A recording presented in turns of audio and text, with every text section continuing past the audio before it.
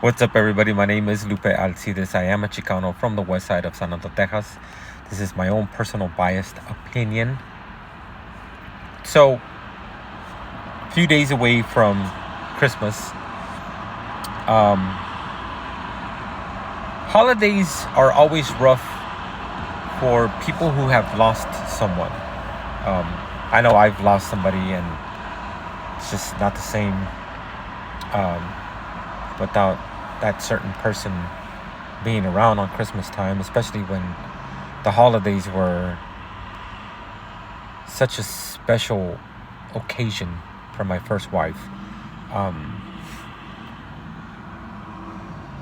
Every Easter, she always wanted to make the kids baskets. She didn't believe in buying baskets at the store pre-made or on the side of the road.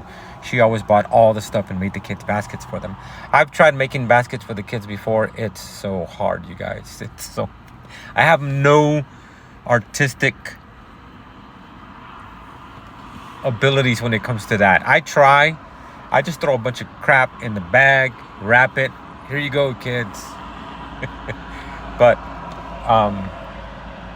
for some people, it's hard on the holidays, especially when you have a family member or a loved one, whether it's a friend or a partner or just a family member that's not there, and you just can't help notice that they're not there. Especially if you always visited them or talked to them or spent time with them during the holidays. It's hard. It's hard, and there's no way anything anybody does or says that makes it easier. Nothing. And I've said this before. If I haven't said it on this account or recently, nobody has the right to tell you how to mourn. Nobody. Not your therapist, not your preacher, not your friend. Okay, maybe your therapist. But I say that because there's people that want to mourn, right? And people will tell you, you need to start dating again, right? You need to do this and you need to do that, right? They're gone. They would want you to be happy. I would tell my stepkids, especially my stepdaughter, when I first started dating, she would say, "Mom would want you to be happy," and I'm like, "You didn't know your mom the way I did," because we would always talk smack to each other, right? If something ever happened to us, and we really didn't think anything like that would ever happen. But I would just joke with my stepdaughter and say, "You didn't know your mom the way I did. She would not want me to be happy with somebody else." But all kidding aside, nobody has the right to tell you you need to start dating again. You need to do this. You need to do that. You have your morning. It's your morning, your life. You do it your way. I've told this to family members before, and I will say this: be careful that you don't let it turn into depression. It's okay to mourn. It's okay to remember. It's okay to be sad because you missed them. The one thing that's always hard when you hear of elderly people passing away or people that were sick, right? I remember Tio Joe, Tia Petra's husband, was horrible in the hospital, and everybody would say he's in a better place. But you still missed them. They're not there. You can't call them. You can't go visit them. You can't take them an apple pie for Thanksgiving. You're still going to miss them. It's not the same. Yes, they might be in a better place, but you're still going to miss them. They're still not a part of your life anymore. That hurts. You have the right to hurt. You have the right to mourn. You have the right to miss them. You have the right to cry. I find myself crying sometimes when I think about my first wife. There's certain songs that I cannot hear. I have to totally skip it. And I try. Sometimes I try to be strong, and I try to sing it, and like, nope, I can't do it.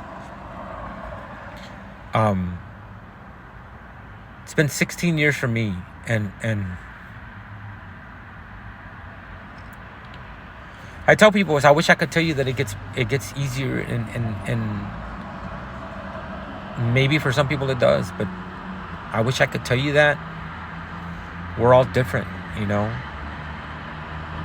I'm not saying you have to let go. I'm not saying you have to move on, because it's hard to let go. It's hard to move on. It's hard to not want to keep their memory alive, even if it's just for you. I sometimes find myself still talking to her.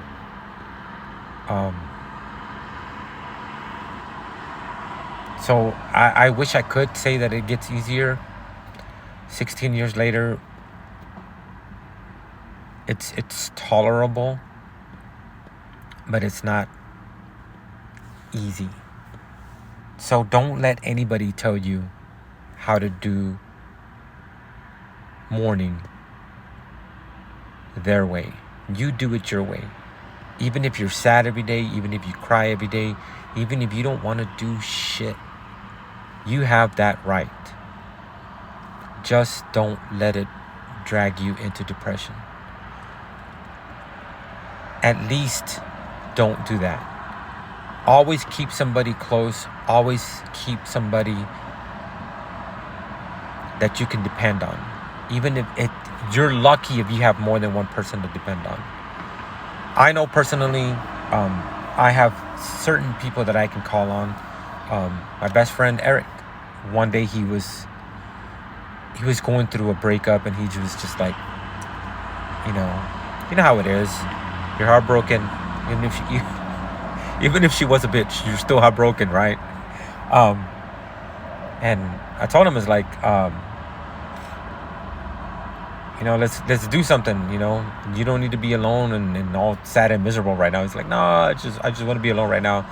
Fuck that. I went and picked him up, and all we did was just cruise and just talk, just cruising and talking and just listening to music. And he actually said thank you, because it did help, and it was better than staying home alone. I know for a fact that I sometimes don't want to be home alone.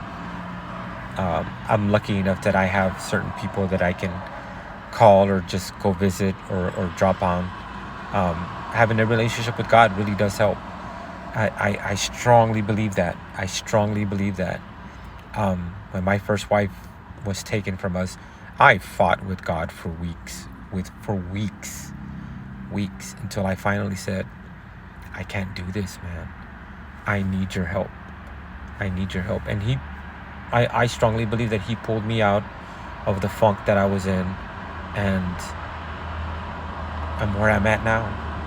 I will not in any way, shape, or form try to imply that I'm good, because like I said, there's times where I have my moments. There's times where I have my days, and I've always noticed that around her birthday, and around the time of her passing, I get in these moods, and I didn't realize it at first, and it's kind of sad to say, but one of my exes actually pointed it out. She was like, isn't it her birthday like next week or whatever?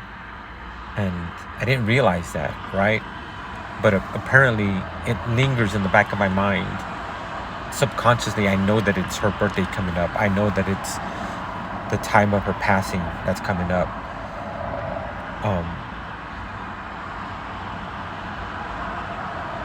But you have to find ways to cope, right? Because you do still have to carry on with your life. It's like that video that I made a few weeks ago about the guy who saw his daughter in heaven, and she said, your tears extinguished my candle. Don't let your tears extinguish their candle. Keep their memory alive, but still live your life. Be happy. Be happy.